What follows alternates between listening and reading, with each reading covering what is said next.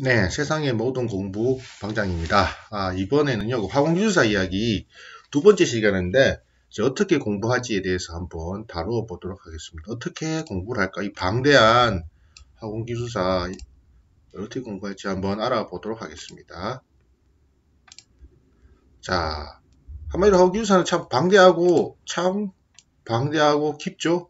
내용 좀 깊은 기출 문제 내용, 도대체 어떻게 접근을 해야지 화공기술사를 취득을 할 것인가 라는 생각을 좀 여러분들도 하실 건데, 일단 뭐 어느 기술사 공부를 하든 간에 이 기출 분석이 항상 우선시 돼야죠. 기출 분석을 먼저 하고 기본서를 한번 찾아보세요. 기본서는요, 여러분들 이게 화공기술사 같은 경우는 기본서가 좀 이렇게 수험서가 한 권인가 두 권이 있긴 있거든요. 찾아보시면 한 권 두 권 있는데, 제가 본 입장에서 기본서는 공문 수험서나 화공기사책 있죠. 이게 기본서가 돼야 돼요. 그 다음에 기출을 보고 이 기본서를 보고 1차 기본적인 1차 서브노트를 만들어시는 거 좋습니다.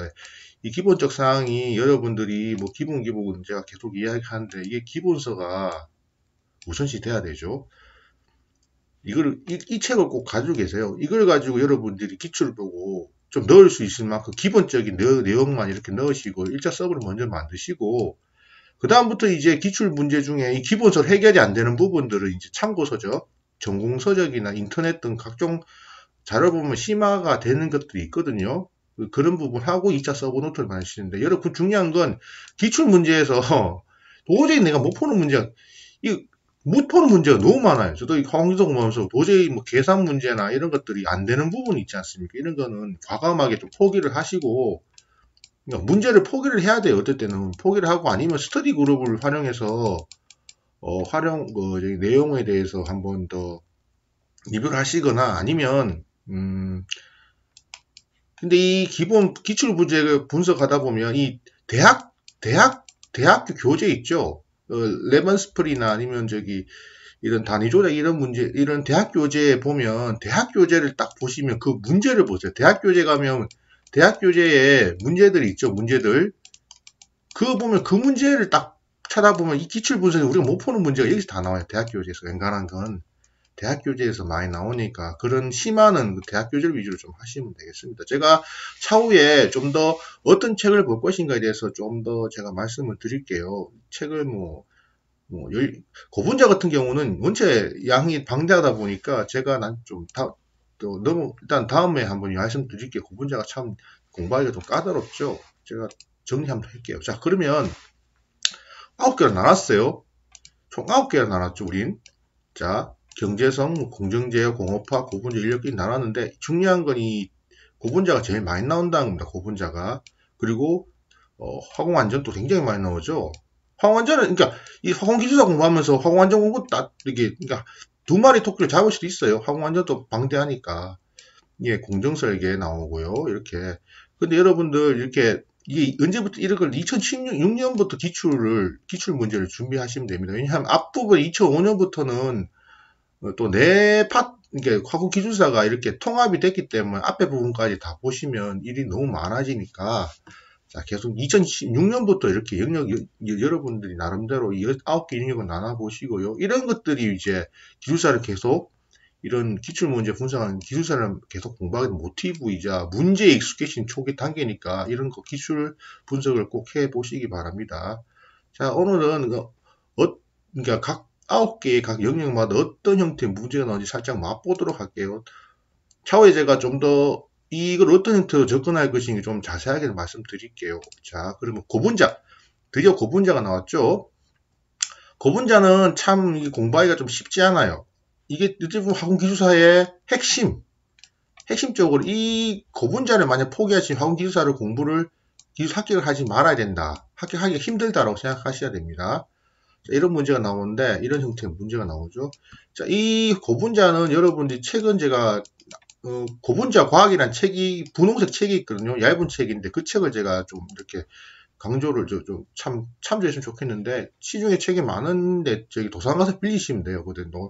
그리고 차후에 제가 고분자에 관련해서 제가 한 번 더 어떻게 접근할 것인지 한 번 더 말씀드리도록 하겠습니다. 고분자 이런 형태의 문제가 나옵니다. 특히 이 TG, 이거는 매년 나와요. TG 문제 이런 거, 고분자의 응력 구성 매년 나오니까 이런 개념들 잘 익혀두세요. 자, 그 다음 볼게요.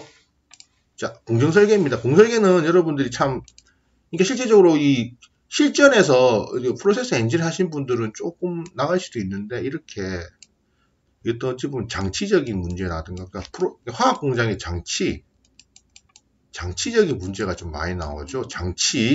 대부분 다 장치 문제죠. 이런 것들이. 이게서 제가 공정설계는 실제로 해보신 분들이 좀 나으실 것 같은데, 이건 제가 한번 제가 또 이것도 한번 설명해 드릴게요. 어떻게 접근할 것인지, 뭐 나올지는 잘 모른다만, 이거는 실제적으로 공정을 설계하신 분들이 좀 유리하실 겁니다. 하지만, 공부를 하다 보면 아실 거예요. 이거 충분히 시험 칠 수 있어요. 근데, PNID, PFD 이런 것도 나오는 거죠. 여기서. 자, 그러면, 자, 그 다음 문제 볼게요. 그 다음 화공안전이죠. 화공안전은 여러분들 이렇게, 화공안전인데, 이거는 여러분들이 화공안전 기술사에 공정안전 설계라고 있거든요. 공정안전 설계랑, 그리고 위험성 평가 부분이 많이 나오니까요. 이 부분 다시 확인해 보시고요. 화공안전 기술사 책을 좀 참조하시면 좋으실 겁니다. 이런 문제가 나옵니다. 일단 볼게요. 단위 조작 문제는요. 단위 조작도 참 좀 접근해야 될 파트가 좀 많은데, 대부분 이 중류에 관련된 개념이죠. 중류 관련된 개념을 좀 공부를 좀 자세히 하시면 돼요. 단위 조작 중류 부분 양이 좀 많은데, 라울의 법칙부터 시작해가지고 기획평형, 그 다음에 저기 중류탑 그리는 단수 계산하는 거 있지 않습니까? 그리고 무차원수 이런 것들, 그리고 마찰 손실 이런 것들, 이런 문제가 나오거든, 단위 조작에서. 그러니까 이것도 제가 차후에 한번 어떤 형태로 문제가 나오는지 정리해 보겠습니다. 그 다음에 이제 공업화학 문제인데, 공업화학 문제는 이게 어떤 부분 하나의 화학 공정에 관련된 문제도 여기서 나와요. 화학 공정에 대한 관련 문제들, 이런 것들.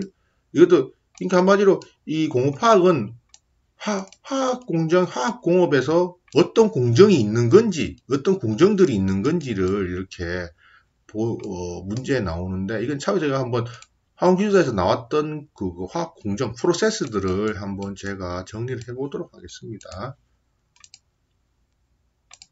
자, 반응공학 문제를 한번 볼게요. 반응공학은요, 보시다시피, 제일 여러분이 봐야 될 그 레반스 배틱이나 이런 반응공학 책에 보면 설계방정식이라고, 설계방정식이 있으니까요. 그 설계방정식 그거 아시죠? 전환율 세 가지, 물질수지, 그리고 양론, 속도 법칙 세 가지가 있죠. 이 세 가지를 여러분들이 하시면 되겠습니다. 그걸 꼭 공부를 하시고 들어가세요.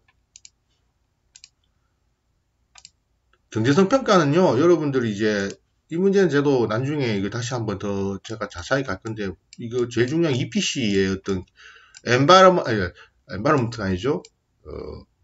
엔지니어링, 프로큐먼트, 컨스트럭션 관련된 이 컨셉을 한번 제가 정리할 때 EPC 개념을 좀 아셔야 되고요. 그리고 현재 가치와 미래 가치에 대한 어떤 환산하는 관련된 문제가 나오니까요. 제가 나중에 정리해 드릴게요. 이건 어떻게 하는 건지.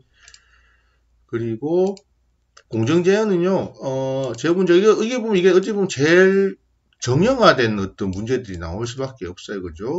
정형화된데, 보시다시피 저희의 블록 다이어그램이라든가, P 제어, I 제어, 이런 것도 있죠. 비례 제어, 적분 제어, 그리고 있죠? 미분 제어, 이런 것들, 그리고 캐스케이드나 아니면 피드 포워드 제어 방법론들이 나오는데, 어찌 보면 공정 제어는 그렇게 자주 나오는 문제는 아닌데, 한두 문제씩 나오면 여러분들이 요런 정형화된, 일반화된 어떤 컨셉을 적어주시면 점수가 나오실 거예요. 이런 문제, 지그, 니콜라스 이런 방법들은, 저도 이거는 제가 이거를 풀었긴 풀었는데 많이 잘 모르겠습니다만은, 하여튼 공정제한은 좀 정형화된 문제가 나오니까 좀 쉽게 문제분들이 나오면 문제를 좀 푸셔야 돼요. 공정제한 문제 나오면 여러분들이 좀 웬간하면 점수를 좀 얻을 수 있어야 됩니다. 그 다음은요, 자, 연력학인데, 연력학은 이제, 제가 책 하나를 제가 나중에 연력학에 관련된 책 하나를 제가 소개해 드리는데, 책이 좀 요약이 잘 되어 있는 거 있거든요. 이런 것들 보시고, 연력학 문제는, 이런 그거 이 있죠. PV 선도, TS 선도 이런 것들. 그리고 뭐가 나오나요? 인력 1법칙하고 2법칙이 나오고요. 인력 1법칙, 2법칙이 나올 거고, 엔탈피, 엔트로피, 내부 에너지에 관련된 개념들, 그런 것들, 요런 문제는 좀 저도 이게 맞는지, 요런 것들, 특히 요런 문제들이 대학 교재에 찾아보면 있어요. 요런 문제가 연력학 관련된 대학 교재에 있으니까 한번 찾아보시면 되겠습니다. 자, 오늘은 여기까지 하겠습니다. 다음